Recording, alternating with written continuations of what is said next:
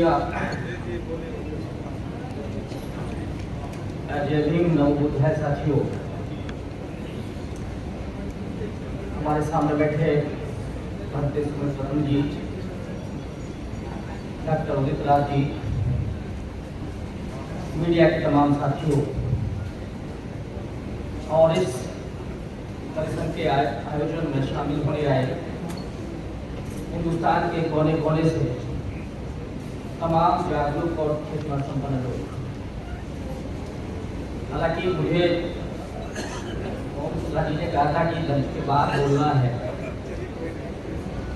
और मुझे तब बुलाया जब नवीन कुमार जी का भाषण और इतना धारदार भाषण खत्म हुआ। मैं जिस इस समय संकट से गुजर रहा हूं वो बातें भी आपसे कहने के लिए आया हूं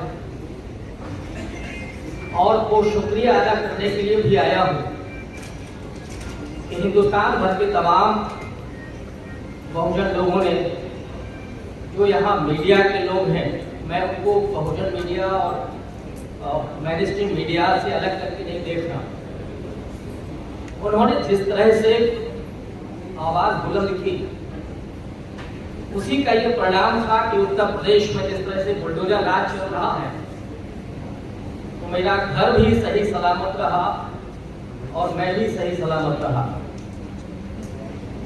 एक रात को तो मेरे पास खबर भी आई थी, तकरीबन 11 बजे गाड़ी भी आई थी कि आप निकल रहे दिल्ली और मैं वहां किसी संघ के बड़े नेता से आपकी मुलाकात करा के मामला रफा दफा कर दूंगा। माने वो जो हालात थे कि कई दफा इस तरह की परिस्थितियां आ रही थी, मैंने कहा कि अब तो गिरफ्तारी लाइफ टेलीकास्ट हो गई। पत्नी को मैंने समझाया कि इस तरह से आपको करना है, लेकिन मैं कहीं जाने वाला नहीं। और मुझे लगता है कि वो ताकत वही थी जो आप लोगों ने जिस तरह से समर्थन किया, और हौसला भी मेरा इसलिए रहा कि आप लोग साथ खड़े थे तो ये बुलडोजर सरकार की हिम्मत नहीं हुई।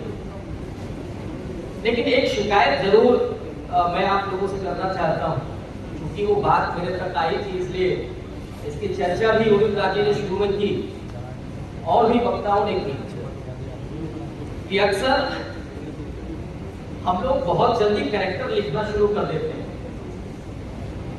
मेरे बारे में हालांकि दिल्ली के बहुत सारे साथी हम लोग पहले से, चाहे लक्ष्मण हो, रतनलाल जी हो, लेकिन कुछ लोगों ने मुझे फोन करके कहा कि लोग यहाँ पर ये बात कर रहे हैं कि आपका संबंध लक्ष्मण पंथ से है, कहाँ है।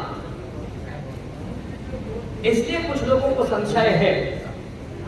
तो मैंने कहा कि कोई एक आध फोटो, कोई एक आध वक्तव्य किसी नेता के साथ कहीं कुछ मिले तो। इसके बाद मुझे भी जानकारी हो कि कहीं मेरा ताल्लुक था। लखनऊ में भी कुछ साथी ऐसे थे जो मेरे व्यक्तिगत जीवन को लेकर के ऐसी बातें कह रहे थे जिनके बारे में मुझे पहली बार पता चला। ये बात मैं इसलिए कह रहा हूं कि कई दफा हम लोग बगैर जाने, हाँ ये जरूर है कि मैं लखनऊ में हूँ, दिल्ली में, क्योंकि आप लोगों की एकजुटता जो मैंने इन दिनों कमी महसूस की लखनऊ में और दिल्ली की जो ताकत देखी कि जिस तरह की एकजुटता यहाँ पर है, और उसी का परिणाम था कि प्रोफेसर रतनलाल जी पर जो हाथ डालने की कोशिश की गई, दूसरे दिन ही उनको जवाब मिला। ये चीज लखनऊ में नहीं है। लक्ष्मण जी से मैंने शेयर भी किया था कि हमारे पास, अरे लखनऊ ही नहीं और दूसरे शहरों में वकीलों की टीम नहीं है, हमारे पास मीडिया की टीम नहीं है। लखनऊ में एकमात्र नीरज पटेल है, उन्होंने बहुत मेहनत से लगातार आवाज उठाई। तो ये बातें तो मुझे अपने संदर्भ में कहनी थी, हालांकि ये विषय नहीं था। मैं खासतौर पर इसलिए कह रहा था कि हम लोगों की जो आदत हो गई है कैरेक्टर लिखना, मैं चाहता हूं कि बगैर जानकारी के या आप जान लें उसके बाद लिखें, बहुत अच्छा लगेगा। और ऐसे किसी व्यक्ति को बख्शा नहीं जाना चाहिए। नवीन कुमार जी की बात से मैं बिल्कुल सहमत हूँ कि अगर भीतर से कोई कुछ है और बाहर से कोई कुछ और, तो फिर नहीं बख्शा जाना चाहिए। ये भी बिल्कुल सही। साथियों, जो विषय आज का है और उस पर इतने सारे लोगों ने चर्चा की है, पुलिस राठी ने जो बातें कही है, मैं थोड़ा सा उसमें से आपके सामने रखना चाहता हूं। थोड़ा सा मैं हिस्ट्री की तरफ ले जाना चाहता हूं कि जो बुनियादी तौर पर मैं दो ही चीजों पर मैं संक्षेप में, एक तो जब आजादी का आंदोलन चल रहा था, उस वक्त जो ब्रिटिशर्स बुद्धिजीवी थे वो जिस तरह से हिंदुस्तान का इतिहास लिख रहे थे, जेएस मिल से लेकर के और विलियम जोन्स होते हुए ढेर सारे नाम हैं, उन्होंने भारत के इतिहास को 3 भागों में विभाजित किया और धर्म के आधार पर। अकेले बाबा साहब उस समय, हालांकि उसके पहले ज्योतिबा फूले हैं और भी लोग हैं, लेकिन बाबा साहब अकेले पूरे बौद्धिक मोर्चे को उन्होंने संभाल रखा था। ये जो राष्ट्रवादी इतिहासकार थे उस समय के, खास करके कांग्रेस पार्टी के साथ जुड़े हुए थे, उन्होंने अंग्रेजों की तर्ज पर ही भारत के इतिहास को उसी ढंग से व्याख्यायित किया। और मुझे लगता है कि स्वाधीनता आंदोलन में जो बुनियादी समस्या हुई कि जो राष्ट्रवादी आंदोलन है वो हिंदू धर्म के नाम पर आगे बढ़ता है, उसी इतिहास से जोड़ करके, और वो एक वजह रही जब देश का विभाजन हुआ। क्योंकि मुझे बहुत संक्षेप में बोलना है, इसलिए मैं इसको व्याख्यायित नहीं कर पा रहा हूं। मैं कहना नहीं चाह रहा हूं इस बिंदु के मार्फत के प्राचीन भारत में करीब करीब 1000 साल का बुद्धिज्म का इतिहास,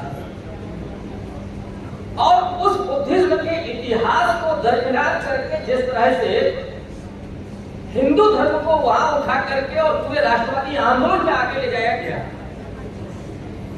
रामराज की अवधारणा आती है सावरकर वर्सेस गांधी के बीच में, और उसका क्या परिणाम हुआ वो हम आज झेल रहे हैं।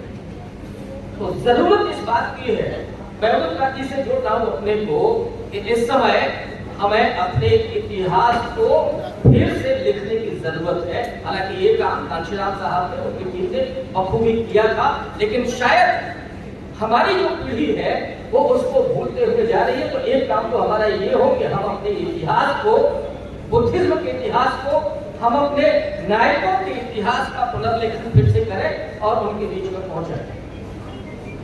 दूसरी बात जो मुझे लगता है कि आज के दौर में सबसे ज्यादा जिसकी जरूरत है कि हमें लड़ाई किसके लिए लड़ना है।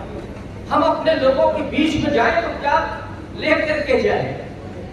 एक SSS का फॉर्मूला हो सकता है, क्योंकि अब तो 5 किलो राशन में अगर वोट मिल रहा है जैसा सरकार कह रही है, या हम लोग भी कभी कभी कन्विंस हो जाते हैं, हालांकि मुझे नहीं लगता कि केवल उसके वजह से। समता, सम्मान और स्वाभिमान हमारे लिए बुनियादी चीजें ये हैं। जब हम लोगों के बीच में जाएं, ये SSS का फॉर्मूला हम लेकर के लोगों के बीच में जा सकते हैं, तो उसमें ये जो बहुजन का कॉन्सेप्ट है, मुझे लगता है कि वो हमारे लिए ज्यादा मजबूती के साथ खड़ा होगा। अब अगर मौका मिला तो मैं अगले किसी सत्र में बात रखूंगा, क्योंकि बातें बहुत सारी करनी है, मेरे पास आ गया है। तो आप अभी के लिए आपका बहुत बहुत शुक्रिया, धन्यवाद।